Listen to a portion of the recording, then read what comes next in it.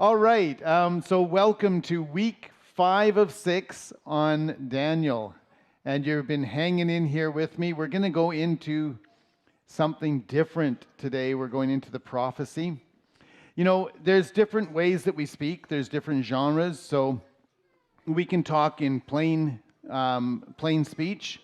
History is pretty much, history is a special kind of genre. It's called boring speech. No, history is telling stories without all the fun bits and just the dates and stuff. We have teaching as a genre. When you have what they call didactic or teaching, and it says you should do this, you should do that, and user manuals for your computer. A different kind of genre, not always that much fun. Jesus talked in parables, and so he would tell a story with a point. And that's another way of doing things. Allegories, I mentioned briefly the Lion, the Witch, and the Wardrobe last week. That's an allegory. So a story that follows along with another story so that you can see the points. One of my favorite things is poetry. And in poetry there's different subclasses as well. So you can have limericks. I have this poem that I love called Well, and it starts, "Our padre were a solemn bloke, we called him Dismal Jim. It fair gave ye the bloomin' creeps to sit and ark at him." So that's a limerick kind of style.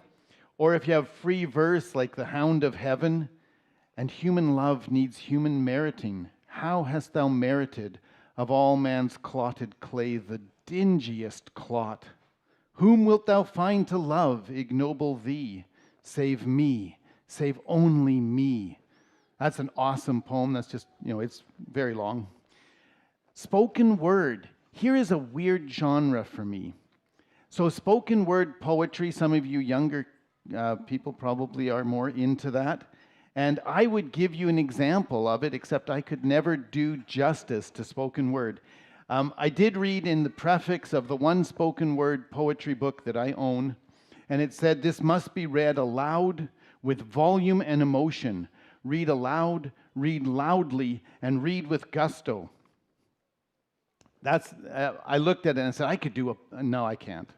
But that's a genre that I find difficult, and I struggle with it, and yet it has a richness and a beauty to it that you don't find in other kinds of poetry.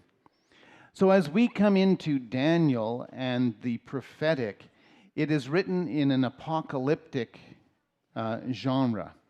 It's something different and strange, and lots of symbolism and flamboyant imagery. And we look at it, and sometimes people think, well, that's weird or confusing or silly, and they miss the point. That it's another kind of genre, and even like I come into spoken word poetry and I kind of have to struggle with it to get into the swing of how it works. When we hit the prophetic and apocalyptic, and the two often go together in the Bible, it's something that we have to get into the swing of. And it's very symbolic, and so it's not intended to be a literal, it's intended to have things that we understand the symbols of. So before we go there, I thought we'd just take a little look at Isaiah 48, verse 3 to 6, and this is the purpose of prophecy. And so in Isaiah it says, "The former things I declared of old. They went out from my mouth, and I announced them. Then suddenly I did them, and they came to pass.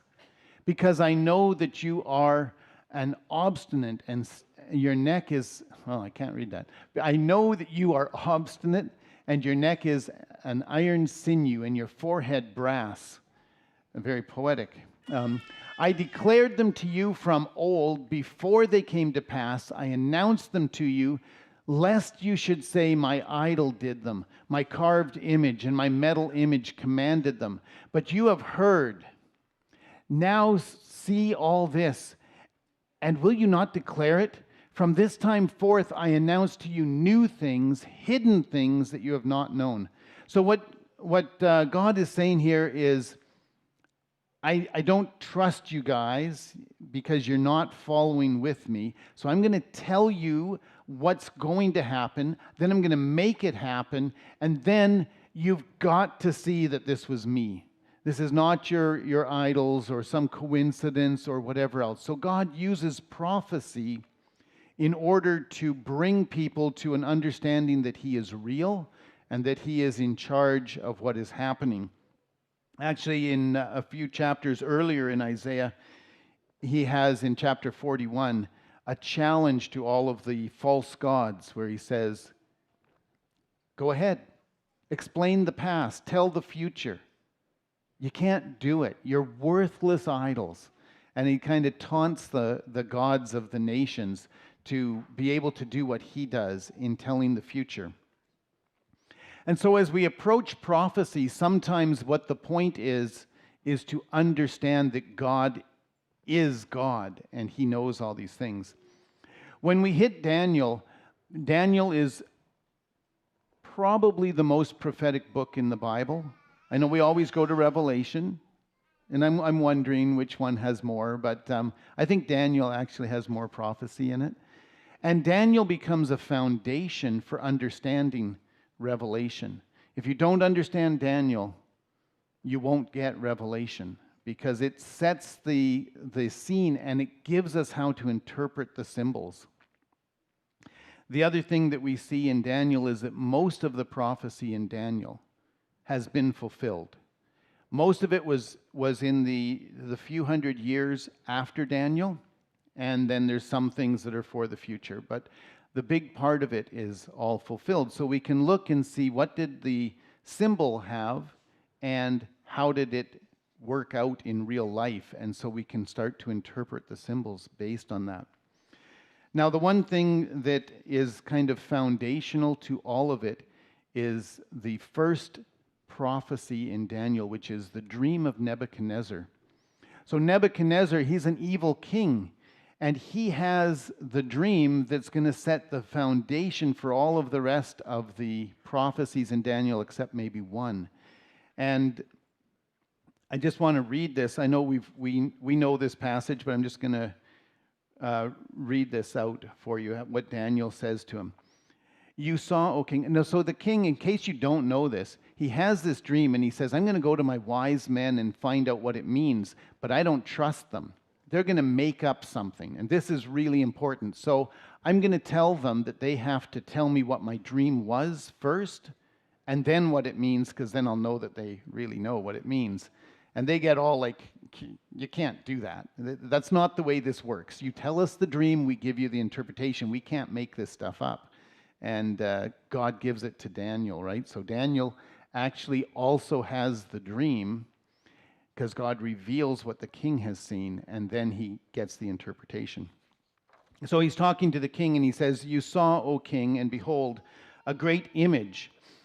This image, mighty and of exceeding brightness, stood before you, and its appearance was frightening. The head of the image was of fine gold, its chest and arms were silver, its middle and thighs of bronze, its legs of iron, and its feet partly of iron, partly of clay. As you looked, a stone was cut out, but by no human hand, and it struck the image on the feet of iron and clay and broke them in pieces. Then the iron, the clay, the bronze, the silver, and the gold all together were broken in pieces and became like the chaff of the summer threshing floors, and the wind carried them away so that not a trace of them could be found. But the stone that struck the image became a great mountain and filled the whole earth. So I have a picture that George found for me, and he found me a bunch of pictures. I selected this one, but this is the statue here that Nebuchadnezzar saw. So there's a head of gold, then the silver, the brass, the iron, and clay. And then, of course, there's a stone that comes and smashes the feet. And so as Daniel is talking to him and saying what these things mean, and I've already got those up here on the slide. You see, the gold represented a kingdom, and each of these was different kingdoms that would come. So the gold was in place already. And Daniel says to Nebuchadnezzar, you're the head of gold. But it wasn't just Nebuchadnezzar that was the head of gold. It was all of his kingdom, the Babylonian reign that would go on for about 50 years. 50? 70?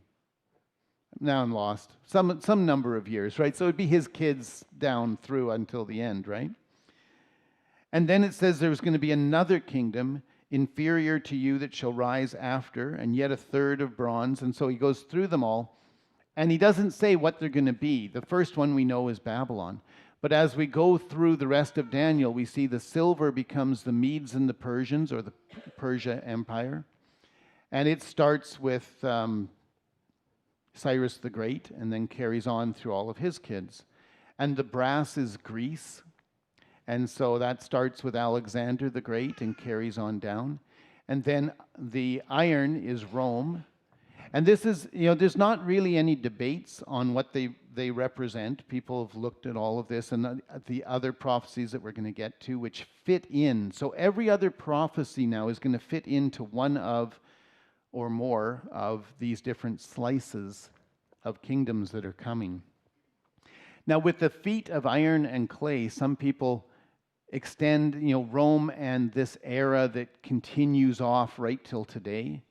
And we see that the rock that is cut out, but not by human hands, this is Jesus. So Jesus is going to come and he is going to set up his earthly kingdom, and he smashes the feet and there's no trace of anything left. It just destroys the entire history of human rule and reign, and Christ says, I'm in charge. And this is what we look forward to, right?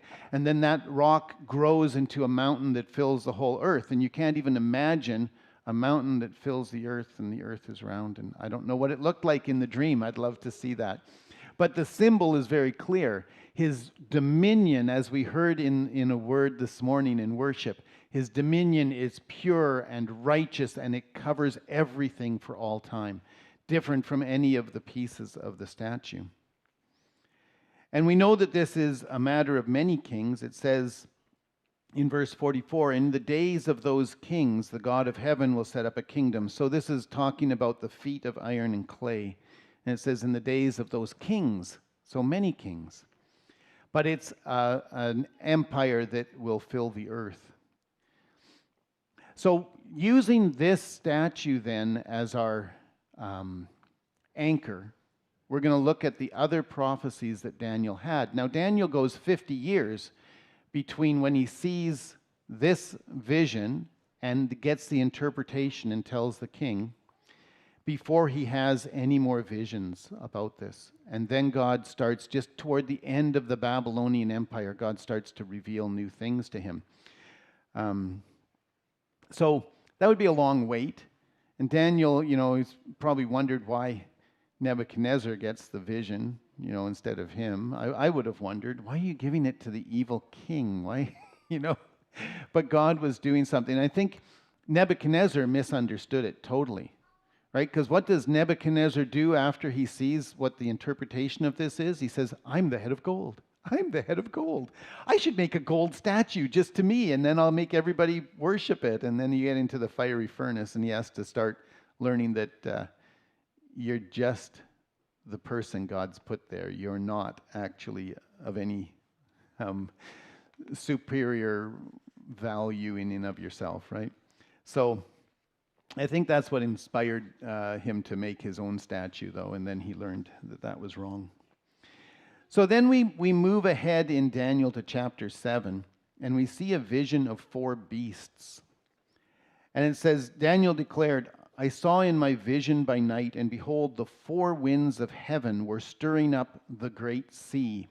The great sea is a vision of humanity, the mass of humanity. And so out of all the people will come these beasts who are the rulers and the kingdoms to come. So he stirs up the great sea, and 4 great beasts came up out of the sea, different from one another. The first was like a lion and had eagle's wings. And as I looked, its wings were plucked off, and it was lifted up from the ground and made to stand on 2 feet like a man. And the mind of a man was given to it. So if we stop there, this is the one that helped Daniel to understand how to do the symbols, right? This is all new stuff at this point in the Bible. And so the first one, this lion, is actually the Babylonian kingdom. And so we have the lion there, and Daniel has lived through all this.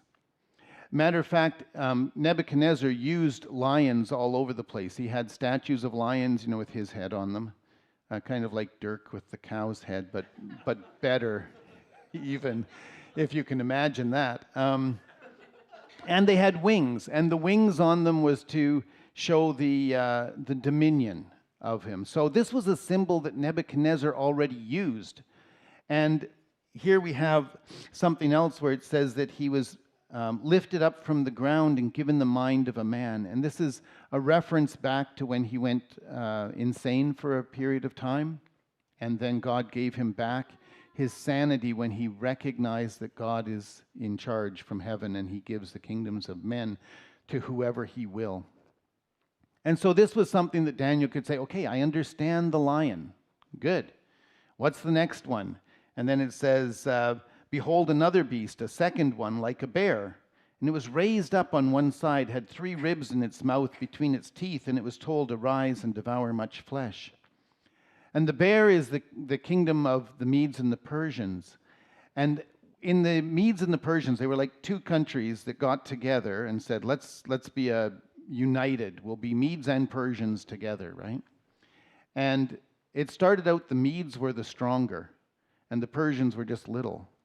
And then as time went on, the Persian side of the empire grew stronger. And so we see the bear is lifted up on one side. And this is the symbol of how it has these 2 sides to the kingdom, but one is greater than the other.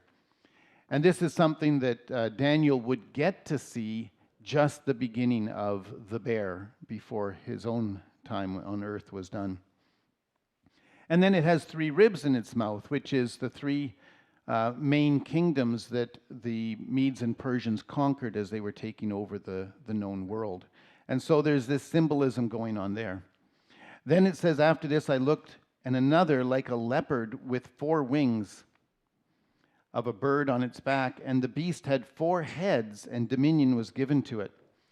And this one is Alexander the Great, and we see this through history. He has 4 heads. And this is because Alexander the Great didn't reign for very long. And when he died, so he came over the whole world. We all probably heard in school, the story about how he got into India and he sat down on the banks of the Ganges River and wept because there was nothing left to conquer. And then he died. He got sick, and after 13 years, he took over the entire known world in 13 years, and then he just got sick and died. And so, what an anticlimactic thing, right?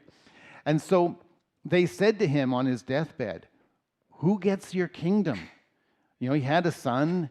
Who's going to be the next king? And he said, the strong.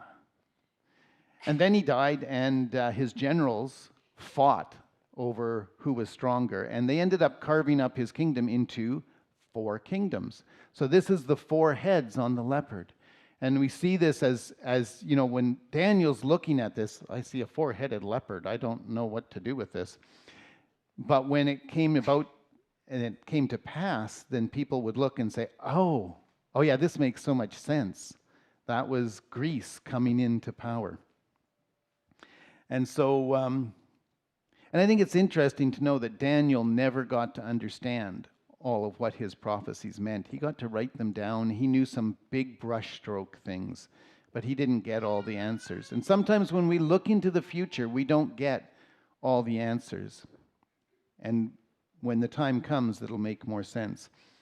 And then there's the 4th beast, terrifying and dreadful and exceedingly strong, had great iron teeth, and it devoured and broke in pieces and stamped what was left with its feet.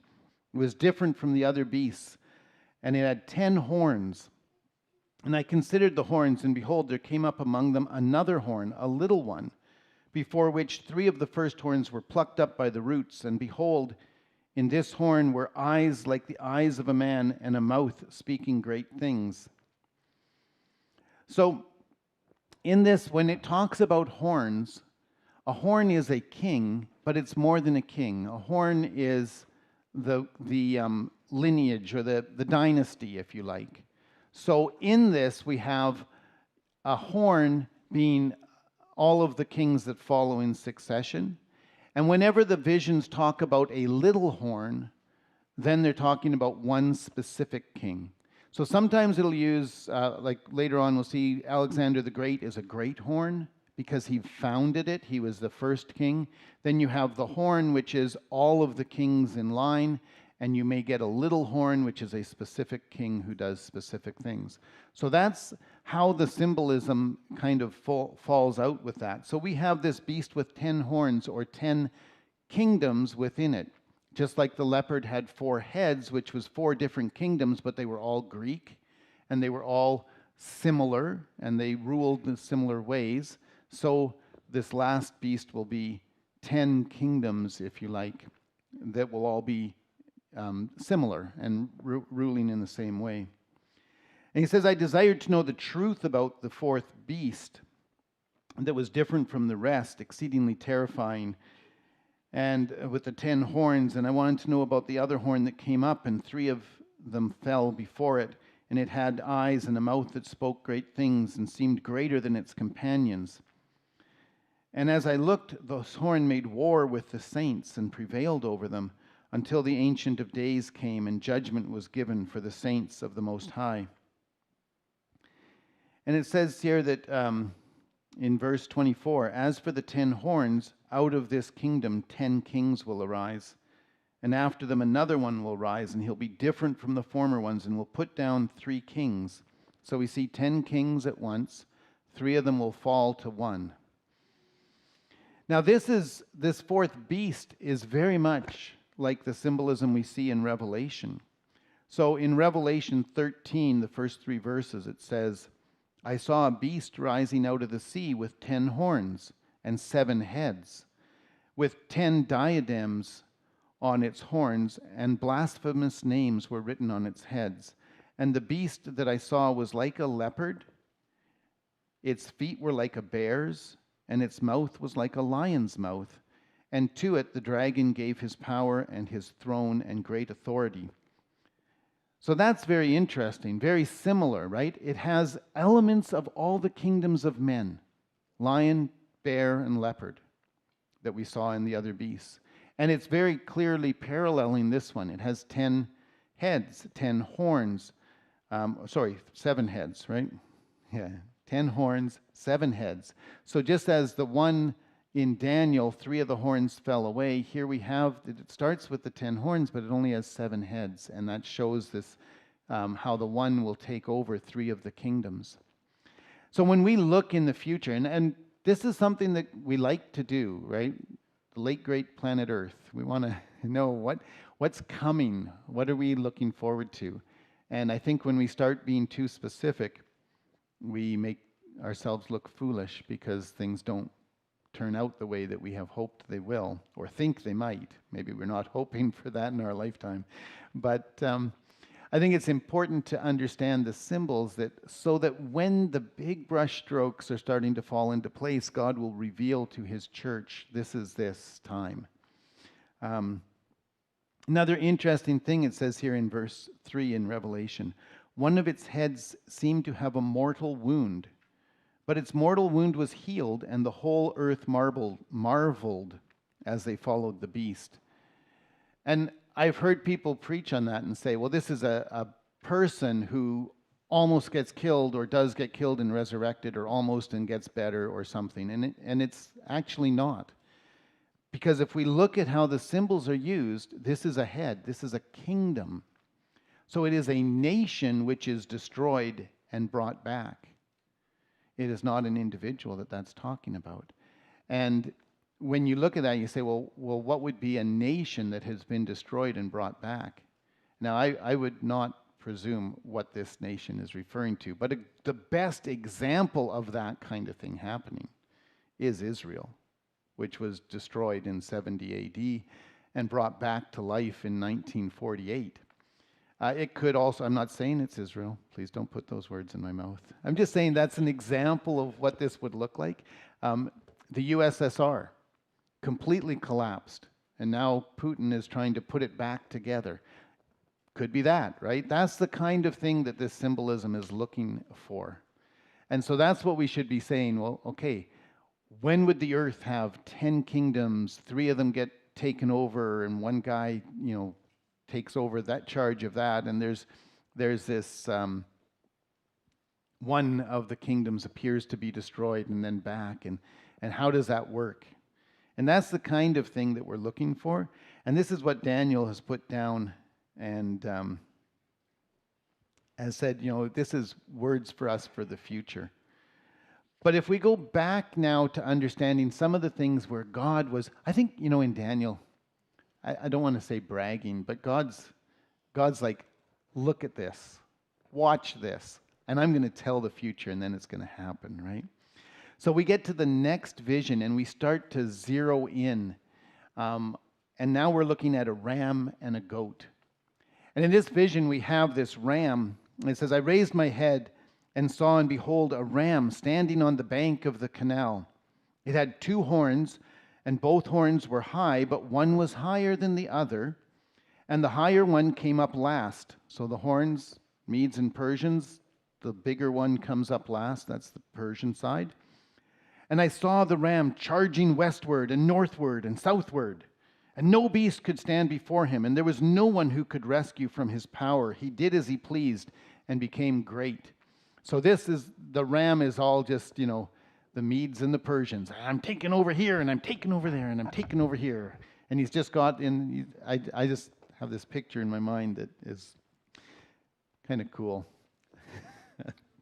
Okay, so as I was considering, behold, a male goat came from the west across the face of the whole earth without touching the ground.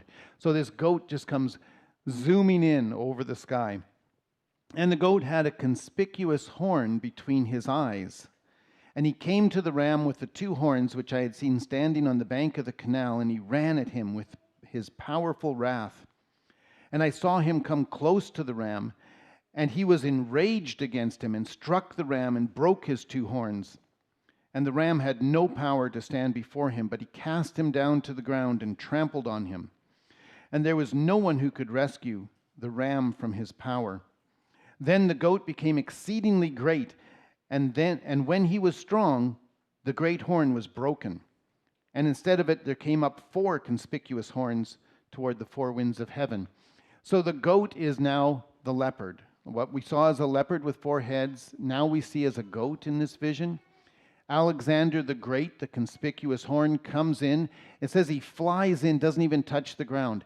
He took 13 years to take over the entire known world. So this is speaking to the speed of his conquest, and he just breaks off the horns of the Medes and Persians. That's their power, their rule. And he takes over, and then as soon as he's strong, he's got it all, the horn is broken off. And we have 4 more coming up, and this is his generals, of course. And then we start to zoom in on where I think Daniel is leading us. And he says, out of one of those 4 horns came a little horn. So in one of the kingdoms, one of the Greek kingdoms, there will be a small horn, or a specific king, which grew exceedingly great toward the south, toward the east, and toward the glorious land. And of course, everything in Daniel is focused on the people of God. So the glorious land is Israel, right? Or Judea. It grew great even to the host of heaven. And in the host of heaven, it's talking about the Jewish people. And some of the host and some of the stars it threw down to the ground and trampled on them. It became great, even as great as the prince of the host. And the regular burnt offering was taken away from him. So it's going on, and it's talking about this one king. So it all ends. The Greek rule will come to an end with this one person. And that will become the focus of the next vision as well. And so he gets an explanation. It says, behold, I will make known to you, Daniel, what shall be at the latter end of the indignation, for it refers to the appointed time of the end. This is interesting. This is talking about the last king in the one of the Greek empires, and it says this is the time of the end. And we get this in prophecy a lot, where there's vision that has two fulfillments, like there's an early one and a later one. And so this is an example of what's going to come, I believe, at the end of time. And so we can look at this small horn, this one man, and say, he is going to be like the Antichrist. And next week we'll take a look at what is he like? What was he like? And it's a reference to Antiochus Epiphanes, and we can read through the passage there of what he did, and we'll see all of that lining up. Now I notice, because I wasn't looking, that I'm almost out of time. Well, I am out of time, but that's okay. The final vision is the kings of the north and the south in chapter 11. And this one really zeroes in. It follows that one kingdom. So we end up looking at the king of the north is the Syrian Empire, the Seleucid Empire, and the king of the south is Egypt, or the Ptolemaic Empire. And it just looks at those two, because as they go to war back and forth, Israel's right in the middle. So it always drags across Israel, which is why God is focusing in on that. And it focuses down to Antiochus Epiphanes, that small horn, and half of chapter 11 is all about him. And we'll look at him next week. I just wanted to give one example, though. I said that prophecy is showing that God is in control of things. He can look forward and see this, and we know that God is powerful and true because of fulfilled prophecy. And I wanted to just give one example. It says, "Then the king of the south shall be strong, but one of his princes shall be stronger than he, and he shall rule with his authority, and it shall be great authority. And after some years they shall make an alliance, and the daughter of the king of the south shall come to the king of the north to make an agreement. But she shall not retain her strength of arm, and he and his arm shall not endure. But she shall be given up, and her attendants, he who fathered her, and he who supported her in those times." So there's this really weird, and you read these things and you go, what is this even about? And this one, the king of the north and the south follow through the Syrian wars. We break it into 6 wars in our history. The Bible says one great war throughout all those generations. But in this case, the guy in Egypt, which was Ptolemy Philadelphus, he wins the war against the Syrians, but he doesn't win enough to take over, right? It takes a lot to occupy a country and really keep it. So he says, I can force this guy to marry my daughter. So he sends Berenice, his daughter, and his plan is, you marry my daughter, and then your kids are really my grandkids, and we'll take over the throne that way. So he's trying to win through intermarrying with the kingdoms and in that way. But the problem was that the guy in the north, who was Antiochus Theos, well, he was already married to Laodice. And Laodice was in the way, right? So the deal was you have to divorce Laodice, put her aside with all of the kids, they don't get the throne, and marry Berenice. And so he has to do this, so he does. Sorry, dear, I got to divorce you and marry this other woman. And so he does that. And 7 years later, everything's going well, but then the king in Egypt dies. And so now the Theos thinks to himself and says, I can get out of this now. He's not there. So he divorces Berenice and he calls back his first wife. And he's thinking, everything's cool. She's going to be happy with this. She can come back. She was not happy. She was very unhappy. So she came back and she goes, yeah, thanks, dear. And then she poisoned him and killed him. And then she puts her son on the throne and she hunts down Berenice and kills her. And then you look at this verse in Daniel and it's like, you know, he's going to make an alliance, sends his daughter, but she doesn't keep her strength of arm and all. And you go, oh, yeah. Nothing like a woman scorned. What do they say? Right? So I think it's very important that we have this sense of what the Bible gives us for proofs of God. Now, I'm not going to go in. Next week, we're going to talk about the Antichrist, who is typified in Antiochus Epiphanes as a shadow, a foreshadowing of what he will be like. And we're going to talk more importantly about Christ and the coming of Christ, the one prophecy that doesn't fit in with the rule of man, but it just talks about the rule of God. And so we're going to go through that next week. If anybody wants to know more about the kings of the north and the south, there is more prophecy in that one chapter than anywhere. It's like 100 different prophecies, and they all come true during the Syrian wars, and it's very, very cool.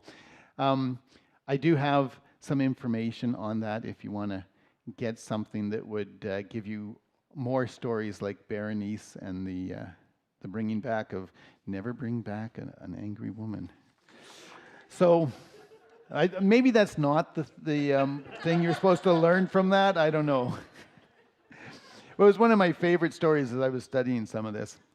Anyway, if you do want to know all of the ones from the kings of the north and south, I can help you out with that.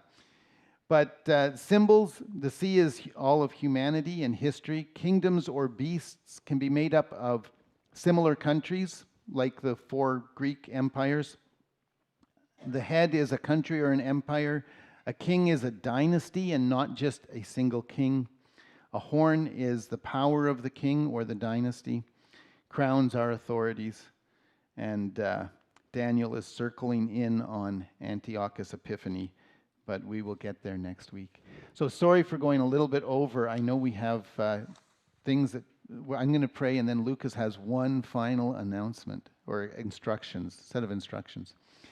Father, I want to thank you that you are powerful, that you are able to tell the end from the beginning, that you can act and make it come to be, that we can look at this and we can know that you are in charge and that everything is fine. We can trust you in the ups and downs of our day-to-day life. If you can manage the whole world, you can manage my life. And Lord, sometimes things are really hard, and yet you're there with us. I want to thank you for that. I want to thank you for these prophecies that you gave us that have been fulfilled, and how we can use them to look to the future and trust in you.